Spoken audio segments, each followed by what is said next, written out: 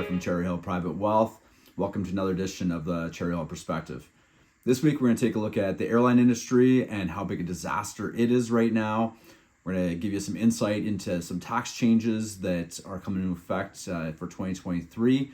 And finally, we're going to loop back to travel and give you some ideas on why this might be, even though the airline industry is a disaster, it might be just what the doctor ordered to get away for a little while.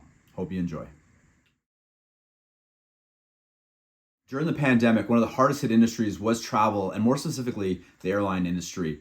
With major business conferences and business meetings pivoting towards online platforms like Zoom, as well as personal travel drying up, the airline industry was unique in how hard it was hit.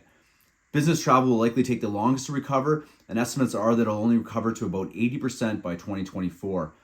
In 2020, industry revenues were down about 40% from pre-pandemic numbers. Recent history has shown us that the airline industry has a long way to go to get back to a higher standard as well. If you were unfortunate enough to have traveled by plane during the holiday season, you were likely left in frustration. Tens of thousands of flights were canceled during the season, with Southwest leading the way, canceling 70% of their flights over the last few days of the holiday season. Weather attributed to a lot of this, but the inability, and this is a quote, to get their crews and aircraft to the right places were major issues. Many Canadian airlines experienced similar issues, with WestJet canceling about 1,600 flights between December 18th and January 1st.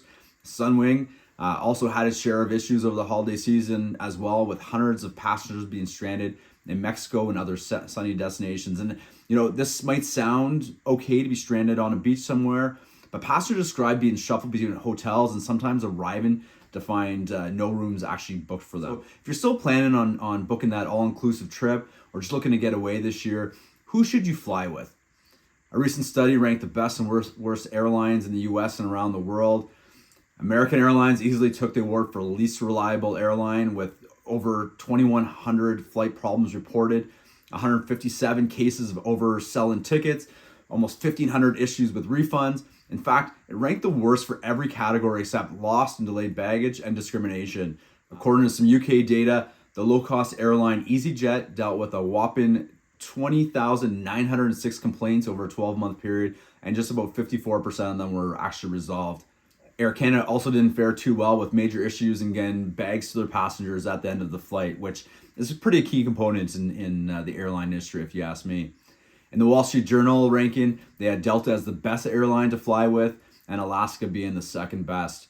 They had JetBlue as the worst, with Frontier and Spirit to round out the basement. And after flying with Spirit last year, I can attest that they're not one I'm going to travel with in the upcoming years. According to industry experts, personal travel budgets are expected to be about 98% of what they were pre-pandemic.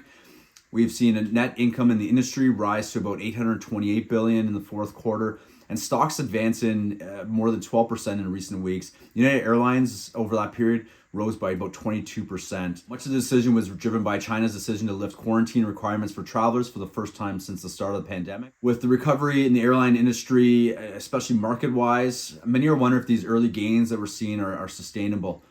The industry remains susceptible to several factors, including inflation, a global recession, and subsequent COVID waves. It might not be the best time to be investing in the airline industry, but if you're looking to travel, it's probably worth being a little more diligent with who you decide to travel with in the next. Topic everybody's excited about: tax changes. And as fun as it is to talk about taxes, there are a couple of tax changes this year that I think are really important for us to have a quick discussion about. Especially if you're looking to purchase a home this year for the first time, or if you haven't owned one in the last 4 years. There's a new account called the First Home Savings Account, or the FHSA, really easy to say. This will have a lifetime contribution limit of $40,000, but a yearly limit of only about $8,000 a year. So if you're going to utilize this account, you'll need to start saving at least 5 years before your purchase to fully maximize the value in it. Unlike the first-time home buyers plan, you're not going to have to pay back this amount. Also related to housing is a multi-generational home renovation tax credit, which is a refundable tax credit that will provide up to $7,500 in support for construction towards a secondary suite for a senior or an adult with a disability to live with a family member. An interesting stipulation here is that there has to be a direct access to the outside of the suite, and it can't be used towards appliances.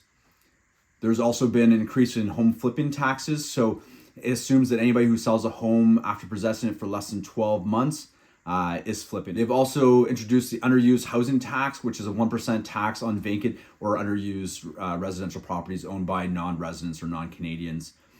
Also of note is the federal government's indexes for personal income tax have increased by 6.3%, which is about triple what you would normally see in the past 4 years. This could lead to some tax planning if you're looking to remove money from a corporation or non-registered investments and have some room before creeping into the next tax bracket. Finally, RSP season ends on March 1st, giving you about a month to get any contributions in and have them count towards your 2022 tax year. The RSP limit for 2023 will be $30,780. The TFSA limit has also increased by $6,500 this year, bringing the upper limit to $88,000 for those that were born in or after 2009. So I know we just talked about some of the reasons why airlines and air travel is so messed up right now. Now we're going to talk about some of the reasons why you still need to get away. Most of us live in and around cities, and just, our daily routine involves busy schedules, busy roads, and just generally busy lives. So believe it or not, this can add stress to our lives, and traveling might be your cure.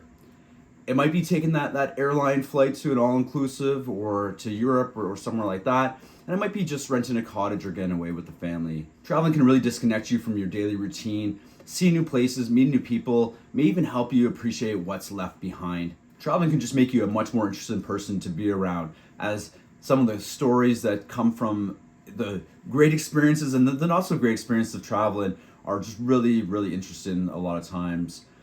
Traveling takes you out of your comfort zone and it forces you to deal with that change and uncertainty. Traveling also has some health benefits, although not typically covered under your work benefit plan.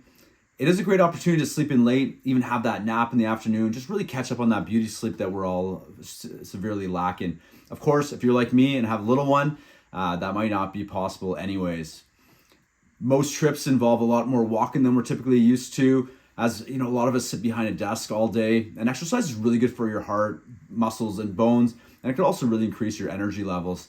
Traveling also usually takes us outdoors a lot more than we're used to on a daily basis. So the opportunity to get enough sun, some fresh air can improve both our tan and our mood. And finally, laughter. Share that journey with some friends, some family, and just enjoy some laughs together, because laughter can heal a lot of things. See you again in a couple weeks. We've got some great ideas that we're working on for 2 weeks from now. As always, if there's something in here that interests you or something you want to dive deeper into, feel free to reach out either by cell phone, text, email, anything that you'd like. Love to have some more conversations with you on this. Enjoy. Have a great week. Talk to you soon.